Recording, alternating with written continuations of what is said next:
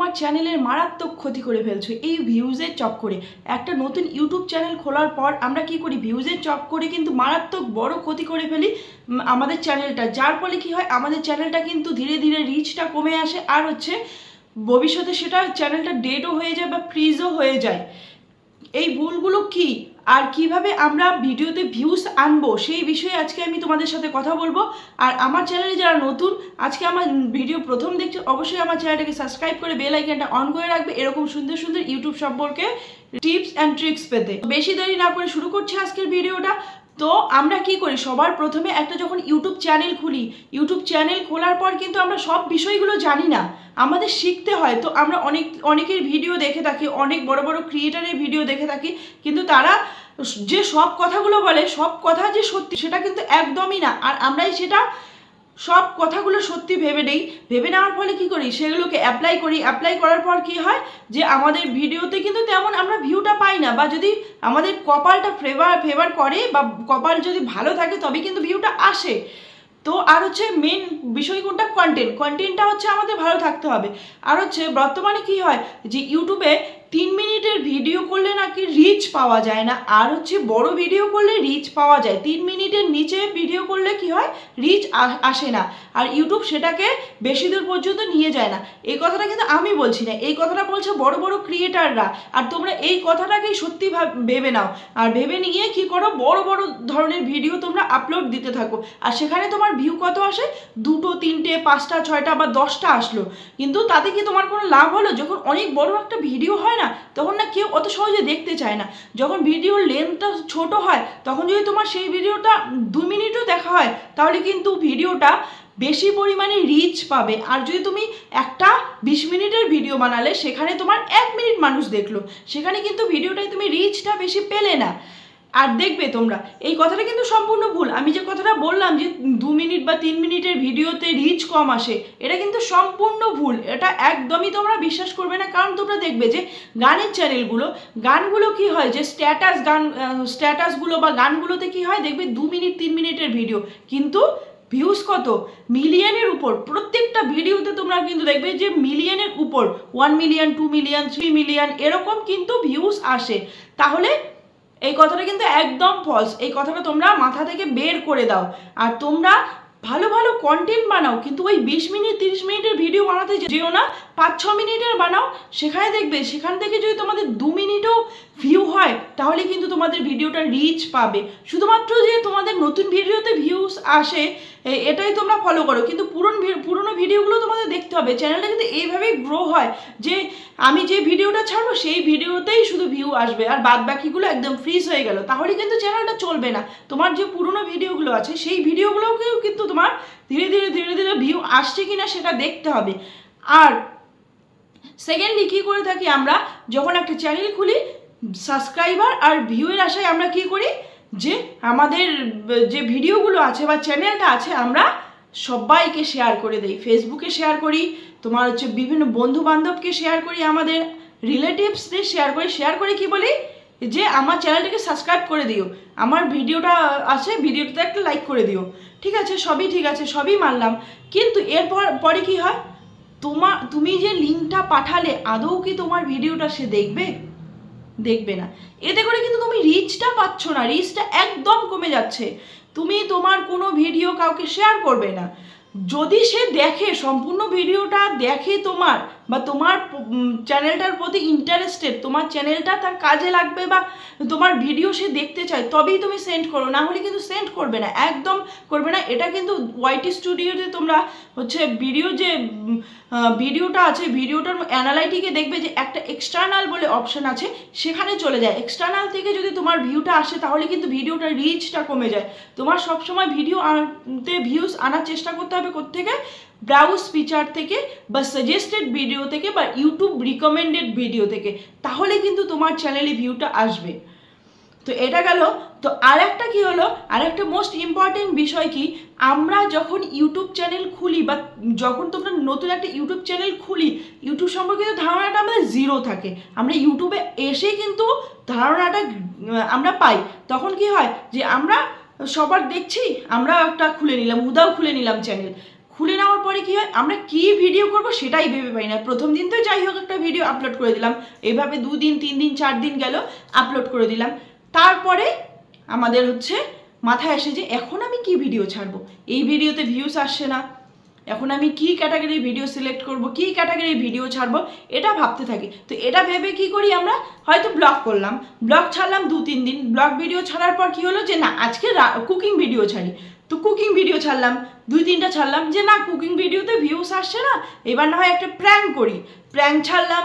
তারপরে মানে বিভিন্ন জগা খিচুড়ি, একটা টেক ছাড়লাম বা হচ্ছে তোমার কমেডি ছাড়লাম, এরকম করে চলছে। এরকম করেই তোমরা হচ্ছে জগা খিচুড়ি বানিয়ে রেখেছো চ্যানেলটার মধ্যে। তো চ্যানেলে মানে কোনো মিল নেই, একটা ভিডিওর সাথে আর একটা ভিডিওর মিল নেই। তখন কি হয়, ইউটিউব টিম যে আছে, ইউটিউব টিম কিন্তু দেখছে তোমার ভিডিওগুলো, তোমার হচ্ছে চ্যানেলটাকে দেখছে। সব কিছু কিন্তু কম্পিউটারাইজড হয় না, ম্যানুয়ালিও চেক হয়।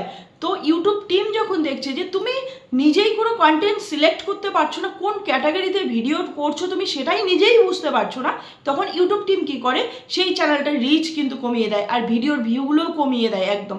দেখবে তোমরা যারা করেছো এই বিষয়টা, দেখবে যে তোমরা যখন আগে এক লেভেলের ভিডিও করতে তখনকার ভিউ দেখবে, আর হচ্ছে যখন জগা খিচুড়ি করেছো তারপরের ভিউগুলো দেখবে, তাহলে তোমরা বুঝতে পারবে বিষয়টা। কারণ তোমাদের একটা ক্যাটাগরি সিলেক্ট করতে হবে, তবেই কিন্তু তোমার চ্যানেলটা র্যাঙ্ক করবে। তোমার যদি একটা ক্যাটাগরি সিলেক্ট করো তাহলে ইউটিউবও বুঝবে যে না এ হচ্ছে কন্টেন্ট ক্রিয়েটার, ইনি যে এক ক্যাটাগরির ভিডিও বানাচ্ছে, তার মানে এনার প্রোফাইলটা, এনার চ্যানেলটাকে রিচ দেওয়া যেতে পারে বা সবার কাছে তোমার ভিডিওটা পাঠাবে। যখন তুমি ক্যাটাগরিটা এক রাখবে, কমেডি হলে কমেডি রাখো, এন্টারটেন হলে এন্টারটেন রাখো, কুকিং হলে কুকিং রাখো, ব্লগ হলে ব্লগ রাখো, একদম মিক্সড আপ করবে না। আর কি করি, শর্টের ক্ষেত্রেও সেম করি, যে একটা কোনো ভয়ানক দৃশ্য দেখলাম চোখের সামনে, সেই দৃশ্যটাকে ক্যাপচার করলাম, ছেড়ে দিলাম, হ্যাঁ ভিডিওতে ভিউস আসলো, ভাইরাল হলো, বাট পরে যে তোমরা ভিডিওগুলো ছাড়বে সেই ভিডিওতে কিন্তু ভিউস আসবে না। কিভাবে আসবে? কারণ তুমি ক্যাটাগরিটা টোটাল টপিকটাই তো চেঞ্জ হয়ে গেল, একই টপিক কি তুমি বারবার পাবে? ধরো রাস্তায় একটা তোমরা মর্মান্তিক ঘটনা দেখলে বা কোনো একটা অ্যাক্সিডেন্ট দেখলে, সেটা তুমি ছেড়ে দিলে, তোমার ভিডিওতে সেদিন ভিউ আসলো বা ভালো ভিউ আসলো, তোমার ভিডিওটা ভাইরালও হলো, কিন্তু নেক্সট ডে যখন তুমি তোমার ভিডিও ছাড়বে তখন কি সেখানে ভিউস আসবে? আসবে না। কারণ তোমার ক্যাটাগরিটা তো টোটালি তো চেঞ্জ হয়ে গেল, ক্যাটাগরি তো এক থাকলো না, তাহলে ভিউটা আসবে কোত্থেকে?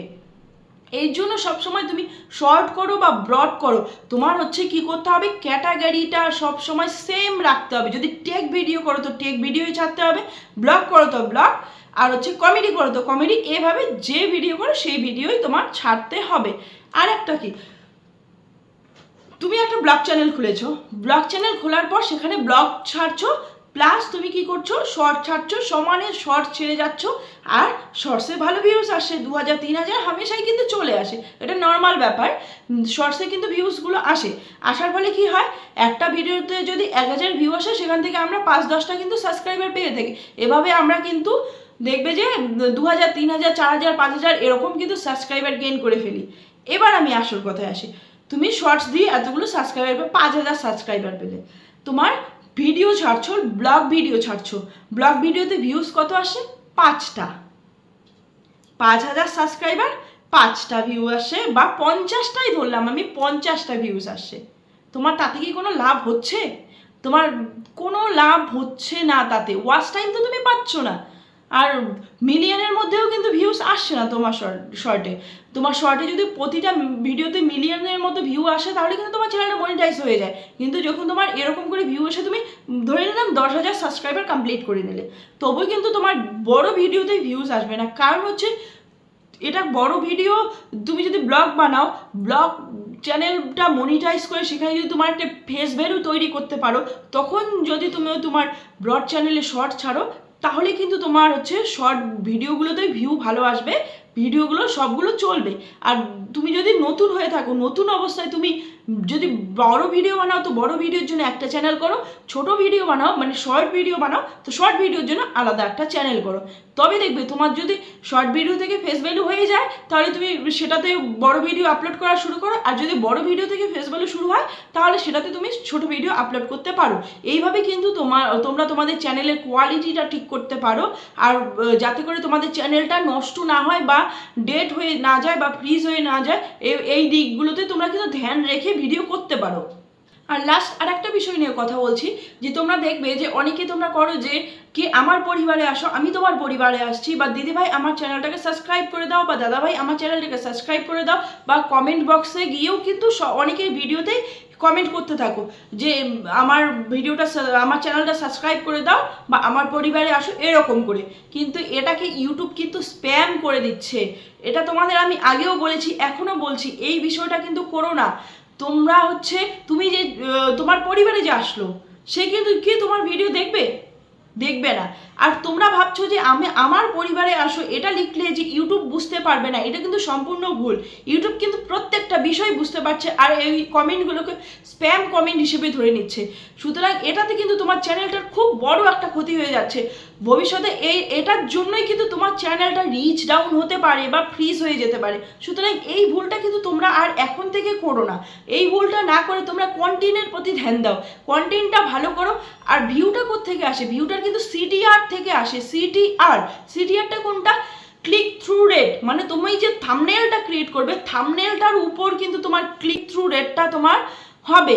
তো থাম্বনেলটা তোমার যদি আই ক্যাচি হয় তবেই কিন্তু তোমার সিটিআরটা বাড়বে, আর তোমার থাম্বনেলে ক্লিক করবে মানে তোমার ভিডিওতে ক্লিক করবে, আর এর থেকেই কিন্তু তোমার ভিউগুলো আসবে। সুতরাং তোমরা কন্টেন্টের প্রতি ধ্যান দাও, আর সিটিআরটা ঠিকভাবে করো বা থাম্বনেলটা ভালো করে করো, তবেই তোমাদের ভিডিওতে ভিউজ আসবে। আর ভিউজ আসলে কি হবে? তোমাদের চ্যানেলের সাবস্ক্রাইবারও বাড়বে। কারণ বড় ভিডিও দেখে যদি তোমার সাবস্ক্রাইবার আসে তাহলে কি সেই সাবস্ক্রাইবারগুলো কিন্তু তোমার ভিডিওগুলো ভালো লেগেছে, মানে তোমার ভিডিওটা দেখে তার ভালো লেগেছে, মানে তোমার ভিডিও আরও দেখতে চাই জন্য তোমার চ্যানেলটাকে সাবস্ক্রাইব করেছে। সুতরাং তুমি সেই ক্যাটাগরির ভিডিও আপলোড করে যাও, দেখবে যে তুমি একদিন সফলতা পাবে। তো এই ছিল আজকের টিপস। তো কেমন লাগলো তোমাদের ভিডিওটা কমেন্ট করে অবশ্যই জানাবে, আর যদি ভালো লেগে থাকে তাহলে আমার চ্যানেলটা সাবস্ক্রাইব করে বেল আইকনটা অন করে রাখবে এরকম নতুন নতুন ভিডিও পেতে। তো আজকের জন্য এতটুকুই, দেখা হচ্ছে পরের ভিডিওতে। টাটা।